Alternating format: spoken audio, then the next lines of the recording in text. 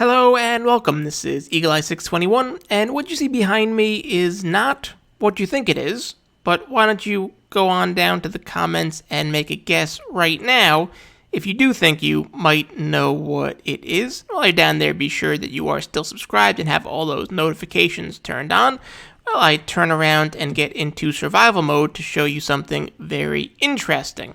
And all three of these are not the same. That may be your first clue. This one over here in particular is something I don't think you've ever seen before. This may just be the rarest block in Minecraft right now, and I know it's not a block, but I like calling it a block, so I'm going to keep on calling it a block. And let me switch over into survival mode to show you exactly why. Because in creative mode, you can destroy invulnerable end crystals. That should give you a hint something weird is going on. But if I throw a snowball at this, you see nothing happens. And if I throw a snowball at that one right there, you will also see that nothing is happening.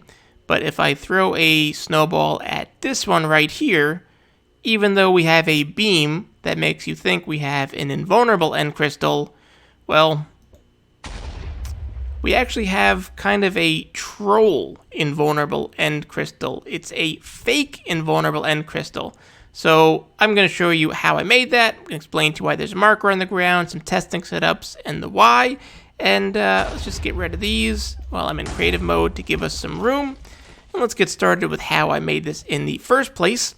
And for that, you're going to need the items in this chest. These are junk items, so 64 of anything, it does not matter. This cannot be a sticky piston, it has to be regular. And this is a dispenser, not a dropper. Everything else is pretty straightforward. So let's get these into the inventory and show you, and then maybe some shortcuts after this. You're going to pick a side, doesn't matter which, and you're going to put an observer facing down to where you're going to put an end crystal. That's going to output into a solid block with a piston facing off to the side. This piston is going to face into this block over here with a lever on it activated. So turn that on, and this piston is going to punch that out when the time is correct. We're going to put a chest down just like this, and a hopper feeding into this chest, and our counter items, that's 64 items, just like that, but because this is powered, this is locked, so it is not draining, which is good because we don't want it to drain yet. Make sure this part is in a particular order. Put this comparator down. Then we're going to have an item just like this.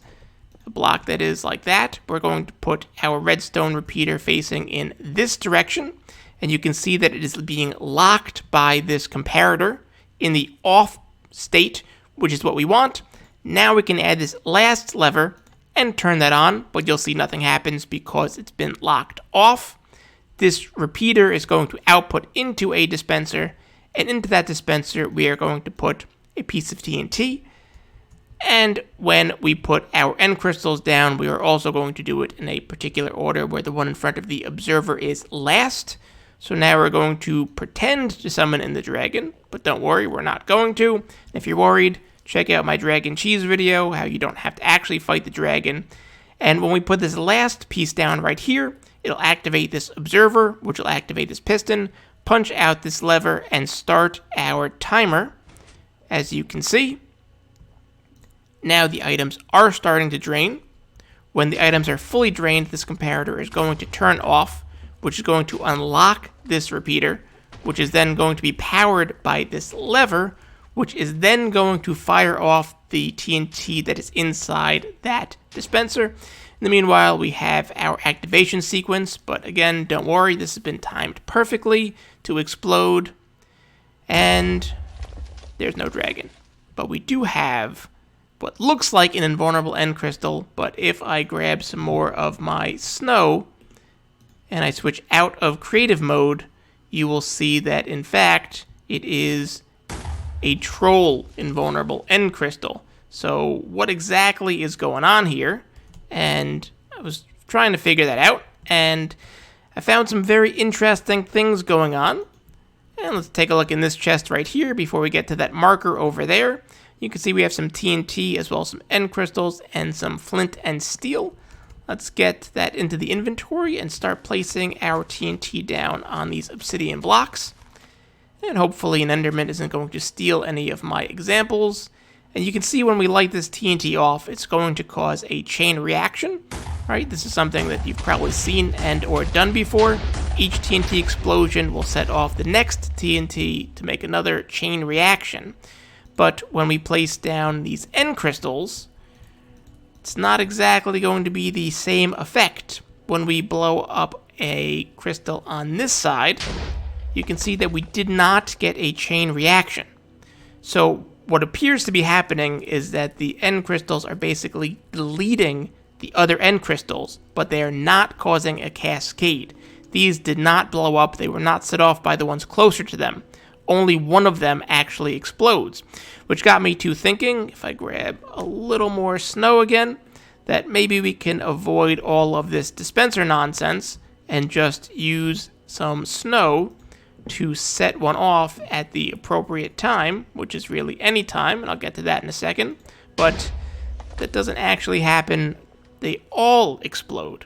But there is a nice shortcut, and there are some technical uses for this, which I'll get into after our shortcut, and that is this marker block right here, and you will see that this is the 12th block away from this bedrock. So this would be 1, 2, 3, 4, 5, 6, 7, 8, 9, 10, 11, the 12th block, and it is important. Do not put it further away or this doesn't work. Now we're going to put an end crystal just like that, and we're going to put our end crystals back to, again, pretend to summon the dragon. But when we hit this, you will see that it deleted this one, allowing the 3 right here. But we can, of course, do better than that. In order to do better than that, we're going to want to take this and then move it 1 to the side. Doesn't matter which side. It does matter based on where you put the end crystals, but it doesn't matter based on what you want to do. So we moved it over to this side right here. That means it will explode this block just like that. So let's put one on this corner, and because this is going to be the surviving one, we can do that same pattern all around, just like this, and then just like this. And to show you that this does work in survival mode, let me try to not kill myself and go into survival mode and blow this up. And you can see that as I quickly go back into creative mode, because I didn't mean to look him in the face, that would have been the end to this video, you can see that this is frozen in place. These are all troll end crystals, which does allow me to show you that you can stop the pattern in any particular orientation you want. Whenever you delete the block, that this will happen. Now, we did say there is some technical applications for this, and there are. You can see that the dragon is not being spawned, even though we do have all 4 of these end crystals right here. But we can do something really interesting. Anywhere we place down an end crystal, I haven't tested it exactly out to the limits, but anywhere I've seen where I can actually see this, so I imagine it's anywhere in the loaded trunks. If we place down a new end crystal, well, all of a sudden the dragon sequence starts up again. So you can spawn the Ender Dragon from anywhere in the loaded end that also loads in the center, which I thought is very interesting, and I'm sure has some very interesting technical uses. Now, before we head on out, let's show that we can do even a little bit better than 4. So if we're going to put this back down here, we're going to have these 2. We can also put in these 2, and these 2. And let's blow that up. And you can see we blew up this one right here. So we actually have 7 of these troll invulnerable end crystals that are currently activated right now. They look like they're invulnerable end crystals, but they can be destroyed, and they can allow you, as I said, to place some end crystals anywhere you want. There does need to be at least 1 on each of the 4 sides for this part to work. Anywhere you place a crystal in the end will restart your dragon summoning sequence and get everything started. And then if we want to blow up the one on the other corner, we do it on this side. And you can see we've blown up this one now, and we have 6 left. And it won't work until you put the other one down. Of course, you can just add it like this and cause the whole thing to start up again. And that's really all there is to it.